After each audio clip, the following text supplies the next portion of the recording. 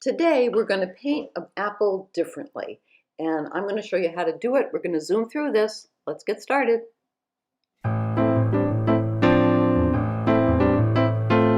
Here's the photograph so you can screen capture it if you want to, and I changed the stem. This is an artificial apple, and that stem was too straight up and down for me. And remember, you're a designer. You can do what you want to do in terms of changing what appears in front of you. This is a picture of my palette at the very end, and what I wanted to show is the unusual colors that I used and how even after, this is probably about 40 minutes of painting, I still have discrete piles of color. Nothing has gone into complete grayness. Now we're going to go back to the beginning. Oh, and if the sound on this video is too low, please let me know. Some people have let me know, and I'm trying to fix that as I'm recording this. That's a big part of why I did this today.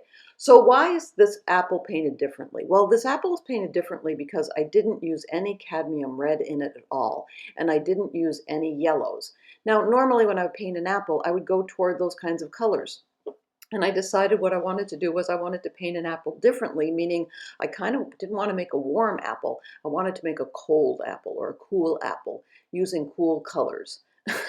Not cool meaning hip, but cool meaning more tilted toward the blues and the violets, because it gives a different mood to the painting.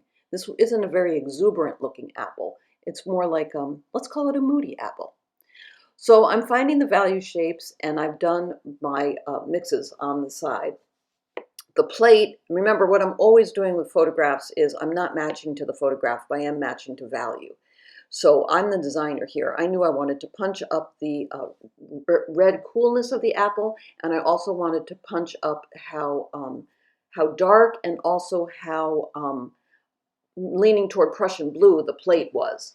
Sort of like exaggerating. Yeah, that's what I would call it, exaggerating what I see. Because I felt like the photograph for me was a little bit bland, and I wanted to bring more of my mood and what I wanted the apple to be. That's an artist's prerogative, pretty much.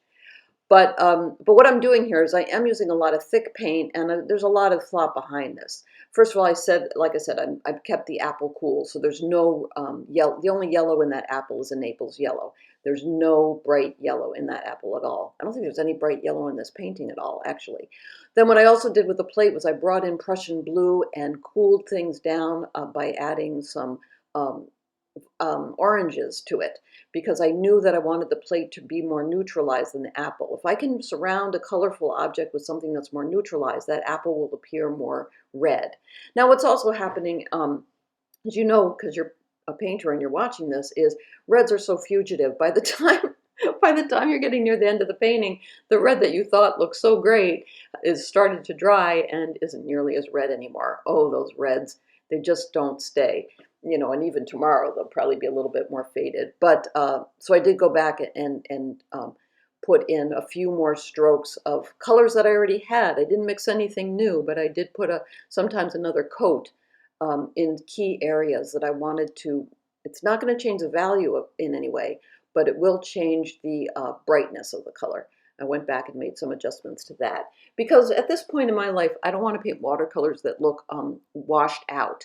I want them to look really vibrant. And maybe I should become an oil painter. I don't know. I'm kind of exploring what watercolor can do. And I just love watercolor so much that I'm convinced that I can bend it to my will and make it do what I want it to do, which may not be true at all. In the very, very back, I put some orange, which fades into gray. Because like I said, the painting is mostly cool, and I needed a little bit of warmth, but kept that neutral in the background as well. So please let me know if the sound on this video is any good, because that's my big concern and my reason for really posting this today. And also because, I do paint every day, because that's what I do. I don't necessarily have to make a video every day. But since I've been painting peaches, I thought throwing up an apple here might be interesting, and you might decide to paint this apple completely different and make it warm. That's up to you. So remember to keep the whites of your paper white, your paints wet, master of value, mature color, and I will just join my YouTube channel, and I'll see you next time. Bye-bye.